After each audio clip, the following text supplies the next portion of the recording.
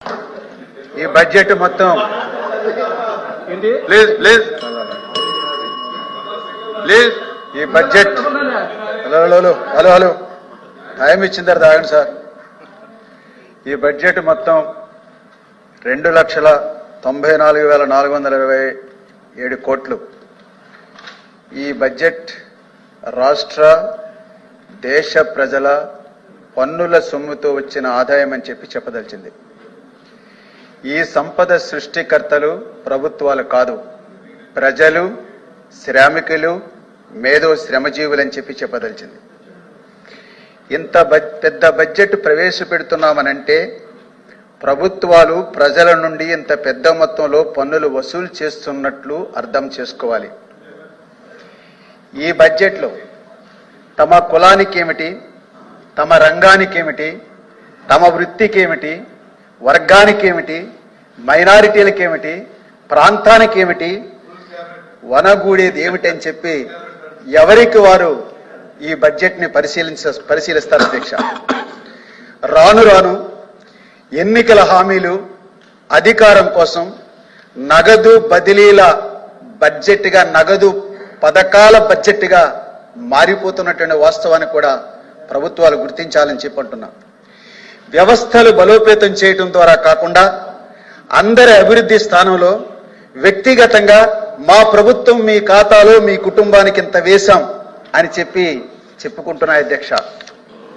అందరికీ ఉచిత విద్య, వైద్యం, ప్రజా పంపిణీ, ఉపాధి, వ్యవసాయం, రోడ్లు వ్యవస్థీకృతంగా మెరుగుపరిస్తే ప్రతిదీ కూడా నగదు బదిలీ బడ్జెట్గా మార్చాల్సినటువంటి అవసరం లేదని కూడా ప్రభుత్వానికి నేను సూచిస్తున్నా అధ్యక్ష. అదే బడ్జెట్ ప్రభుత్వాలు మారితే పథకాలు మారుతున్నాయి, కొంత ఎక్కువ తక్కువలు అటు ఇటు మారుతున్నటువంటి పరిస్థితులను చెప్పదలిచింది. ఆదాయాలు అంచనాల్లో చాలా వ్యత్యాసం ఉంటున్నటువంటి మాట కూడా వాస్తవం. ఉద్యోగులు, ఉపాధ్యాయులకి సంబంధించి చూసుకుంటే, పెన్షనర్లు, చిరుద్యోగులు చూసుకుంటే ఈ బడ్జెట్ మాట వరుసకైనా ప్రస్తావన చేయలేదని తెలియజేస్తున్నా.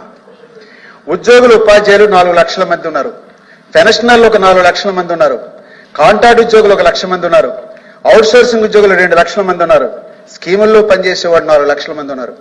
మొత్తం 15 లక్షల మంది కూడా ప్రజల్లో భాగమని చెప్పదలిచింది. వీళ్ళ గురించి ఈ బడ్జెట్లో మాట వరుస కూడా ఏం ప్రస్తావన లేదు. గత ప్రభుత్వం కూడా ఉద్యోగులను చాలా మోసం చేసింది. పిఆర్సీలు ఇవ్వలే, సిపిఎస్ రద్దన్నది చేయలే, సకాలంలో డిఐలు అమలు కాలే, సకాలంలో సార్ నేను మాట్లాడుతా సార్, మీరు ఏ రకమైన పిఆర్సీ ఇచ్చారో మాకు తెలుసు సార్, మా అందరికీ తెలుసు సార్, ఎన్ని నెలలు పిఆర్సీ బకాయిలు చెల్లించారో తెలుసు సార్, ఇంకా ఎంత అలో అండ్ అటు ఇటు స్పందన కాదని చెప్పేది. వాస్తవాలు మాట్లాడుకుంటే చాలా ఉన్నాయి. ఇప్పటికి కూడా 11 పిఆర్సీ పూర్తి కాలే, దాని బకాయిలు పూర్తి కాలే, రాబోయేటప్పుడు ఎప్పుడూ చెల్లిస్తా ఉన్నారు. మీ కాలంలో చెల్లించాల్సింది రాబోయే ప్రభుత్వాలు చెల్లించమండి, వెనకడికి ఎప్పుడు చెల్లించండి. గత జేఏసీ సమావేశానికి, మార్చి నెలలో జేఏసీ సమావేశానికి 35,000 కోట్ల బకాయి ఉందని చెప్పి గత ప్రభుత్వమే చెప్పింది. 35,000 కోట్ల బకాయి ఉన్నదని చెప్పి గత ప్రభుత్వమే చెప్పింది. మొత్తం అన్ని కలిపి పిఆర్సీ కావచ్చు, డిఏలు కావచ్చు, లేకుంటే ఏపీజేలు కావచ్చు, పిఎఫ్లు కావచ్చు, సరెండర్లు కావచ్చు, మొత్తం ఇవన్నీ 35,000 కోట్లు బకాయిలు అని చెప్పింది. తర్వాత ఎన్నికల సందర్భంగా కొంత చెల్లించారు. ఈవేళ చూసుకుంటే ఇంకా 22,000 కోట్ల పైబడి ఈ బకాయిలు ఉన్నాయని చెప్పి ఈవేళ మేము చెప్తున్నటువంటి పరిస్థితి ఉంది. అలాగే ప్రస్తుతం 12వ పిఆర్సీ ఊసి కూడా ఈ బడ్జెట్లో లేకుండా ఉందని తెలియజేస్తూ ఉన్నాం. ఆ రకంగా చూసుకున్నట్లయితే ఈ ప్రభుత్వం కూడా ఈ 12 లక్షల మంది ఉద్యోగులకు సంబంధించి మాట వరుసకు ప్రస్తావించలేదు. అట్లాగే పోలీసుల ఇందాక మా లక్ష్మణరావు చెప్పాడు, 3 సరెండర్లు పెట్టుకుంటారు, వాళ్ళు చెల్లించట్లేదు, సంవత్సరం నుంచి ట్రాన్స్పోర్ట్ ఛార్జెస్ ఉన్నాయి, చెల్లించట్లేదని వాళ్ళు ఆందోళన చెందుతున్నటువంటి పరిస్థితి ఉందని మీ ద్వారా తెలియజేస్తుంది. గత ప్రభుత్వం సిపిఎస్ని జీపీఎస్గా మార్చింది. ఈ ప్రభుత్వం ఏం చెప్పింది, ఎన్నికల సందర్భంగా మెరుగైనటువంటి పద్ధతిలో మారుస్తామని అంటుంది.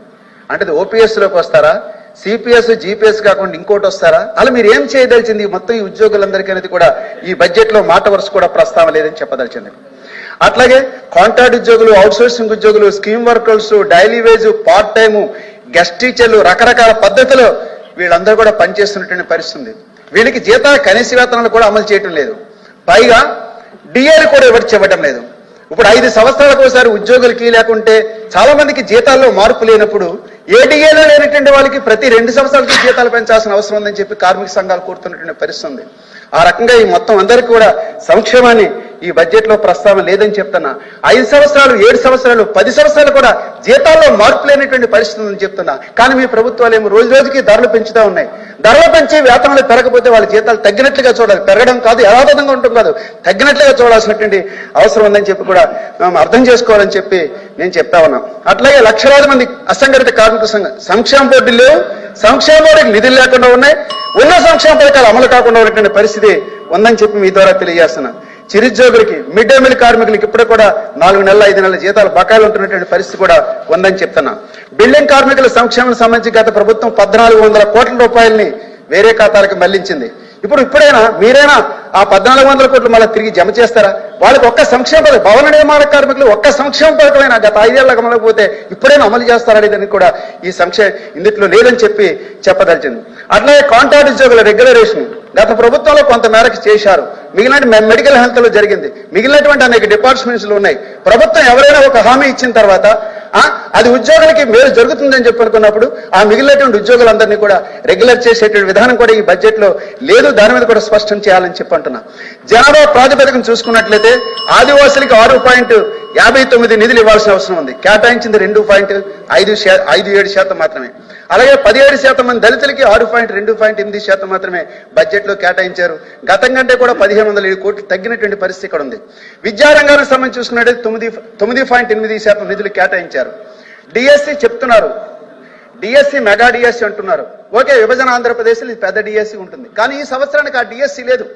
ఈ సంవత్సరానికి ఆ డిఎస్సి లేనప్పుడు, అన్ని వేల ఖాళీలు ఉన్నప్పుడు కనీసంగా ఒక అకాడమిక్ ఇన్స్ట్రక్టర్, నేను చెప్పినదే గత ప్రభుత్వానికి కూడా 50,000 పోస్టులు ఖాళీగా ఉన్నాయి, ఒక్క పోస్టు భర్తీ చేయకుండా ఏం చేసుకున్నప్పుడు కూడా టీచర్ పోస్టులు భర్తీ చేయకుండా బడ్జెట్ అంతా ఈ ప్రభుత్వాలు మిగిల్చుకుంటున్నాయి. గత ప్రభుత్వం కానీ ఈ ప్రభుత్వం కానీ.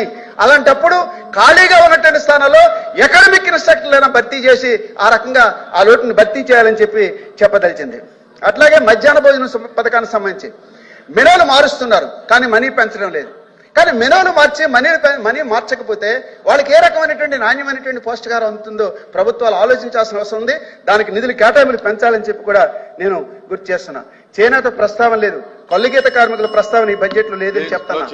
అలాగే పోలవరం పునరావాసానికి సంబంధించి బడ్జెట్ అంటే గత ప్రభుత్వం కానీ ఈ ప్రభుత్వం కానీ మరి అందరూ మాట్లాడుతుంది ఏమంటే కేవలం బడ్జెట్ ప్రాజెక్ట్ నిర్మాణం గురించి మాట్లాడుతున్నారు తప్ప మరి 50% పైగా కేటాయించాల్సిన నిర్వాసితులకు పునరావాసం గురించి మాట్లాడలేదు. దానికి ప్రత్యేకమైనటువంటి కేటాయింపులు కూడా బడ్జెట్ లో స్పష్టం చేయాలని చెప్తున్నా. గిరిజన యూనివర్సిటీ కేంద్రం ప్రారంభించాల్సిన అవసరం ఉంది. విభజన చట్టంలో భాగంగా దానికి సంబంధించి కేంద్రం నుంచి నిధులు రాబడతారా లేదా ఇది కూడా చెప్పాల్సిన అవసరం ఉంది. విశాఖ ఉక్కు సంబంధించి చూసుకుంటే కేంద్రం, ఆ పార్టీ ఈ పార్టీ మీ అందరూ కలిసి విశాఖ ఉక్కు పార్టీని అమ్మేస్తారా, లేకుంటే దాని ప్రభుత్వ రంగంలో కొనసాగిస్తారా, దాని రకంగా రక్షణ కల్పిస్తారనేది కూడా ఈ బడ్జెట్ లో రకమైన ప్రస్తావన లేదని చెప్పి చెప్పదలిచింది. ఇక తర్వాత రోడ్ల పరిస్థితి చూసుకున్నట్లయితే ఇంకా యథాతథమైనటువంటి పరిస్థితి కొనసాగుతున్నటువంటి పరిస్థితి ఉంది. ఇవన్నిటికి కూడా మరి కేటాయింపులు ఆ రకంగా పెంచాల్సినటువంటి అవసరం ఉందని చెప్పి కేటాయించిన నిధులు ఖర్చు చేయాలని చెప్పి మీ ద్వారా ప్రభుత్వాన్ని విజ్ఞప్తి చేస్తున్నాను.